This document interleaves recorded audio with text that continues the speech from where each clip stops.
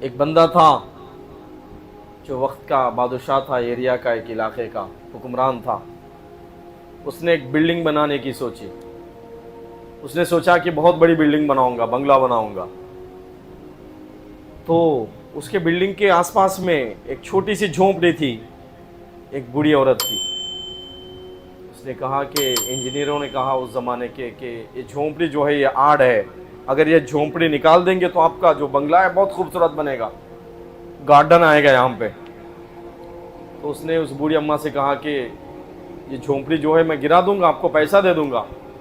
اماں نے کہا کہ نہیں، میرا یہ جو ہے میرا شوہر کا مکان ہے، اس کو میں گرا نہیں سکتی، میری پوری زندگی اسی میں گزرے گی، اسی میں مرنا چاہتی ہوں، بہت محنتوں سے گھر بنائے ہیں. اس نے کہا پیسہ دوں گا. نہیں نہیں نہیں، میں نہیں گرا سکتی، پوری زندگی میں اسی میں گزاروں گی، میرے مرنے کے بعد زمین لے لینا چاہیے تھے. وہ بوڑھی عورت کہیں گئی تھی اپنے رشتہ داروں کے یہاں. وہ جو بادشاہ تھا، حکمران تھا، اس نے اعلان کر دیا کہ جو جھونپڑی اس کو گرا دو، صاف کر دو. اس کو گرا دیا گیا، صاف کر دیا گیا. وہ بوڑھی اماں جب واپس آئی تھی تو دیکھا اس کا کوئی گھر نہیں، گھر کا کوئی سامان نہیں. وہ رونے لگی، آنکھوں سے آنسو گرنے لگے. اس نے کہا یا اللہ، میں تو نہیں تھی، تو تھا نا. اللہ، میں تو نہیں دیکھ رہی تھی، تو دیکھ رہا تھا نا. اور بادشاہ کے دربار میں گئی، کہا کہ میرا گھر کیوں گرا دیا تو نے؟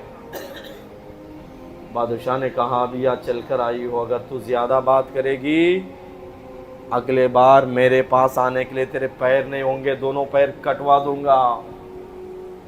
اس نے کہا کہ یا اللہ، اس بادشاہ کو، اس حکمران کو جو میں کمزور کے اوپر ہے جو ظلم کیا تھا، اس ظالم کو نیست نابود کر دے، اس کو ختم کر دے. وہ ہنس رہا تھا. میرے کو کون ختم کر سکتا ہے؟ ارے میرے کو کون ختم کر سکتا ہے؟ میری طاقت کے سامنے کس کی طاقت ہے؟ وہ اکڑ کے ہنس رہا تھا، مسکرا رہا تھا. اللہ تبارک و تعالیٰ نے اس بادشاہ کو، اس حکمران کو، اور اس کا جو بنگلہ تھا، اس کا جو محل تھا، اس محل کے ساتھ میں زمین میں دھسا دیتا ہے. یہ واقعہ چلا ہے دعوت المظلوم میں، علماء کرام یہ واقعہ کتابوں میں لکھتے ہیں.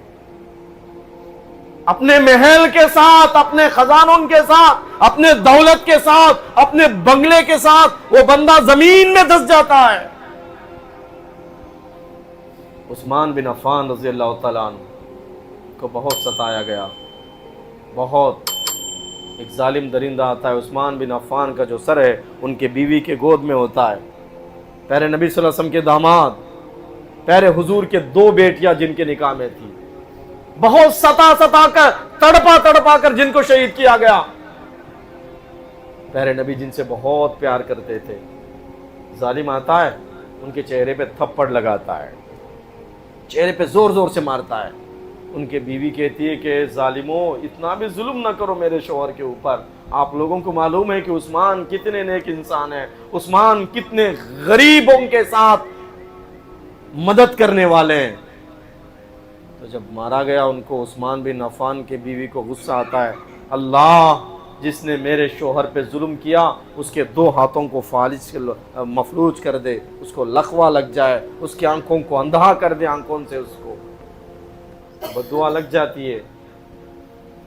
وہ دروازے کے پاس پہنچنے سے پہلے ریٹن اس کا جو باڈی ہے وہ پورا مفلوج ہو جاتا ہے، اس کے آنکھوں سے جو ہے وہ اندھا ہو جاتا ہے. 1 منٹ، بس 1 منٹ کے اندر اللہ تبارک و تعالیٰ اس کو غارت کر دیا.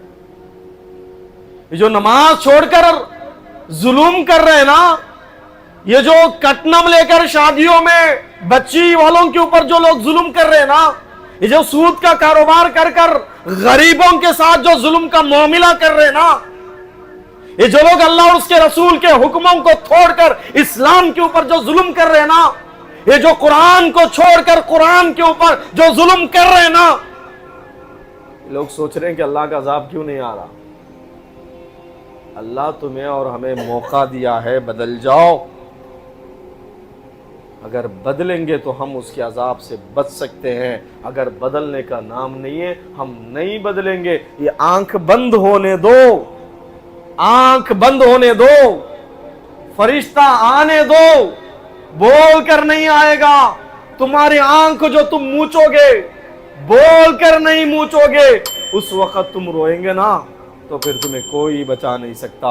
इसलिए अल्लाह पाक मौका दिया है, जुल्म से बचो, अल्लाह के हुक्मों पर चलो, उसके ताकत को मान कर चलो। उसके सामने झुकने में हमारी आफियत है, हमारे लिए खैर है, हमारी जन्नत है। और उसके नाफरमान बनकर अगर ज़िंदगी हम गुजारेंगे, अल्लाह के अज़ाब से हमें कोई नहीं बचा सकता।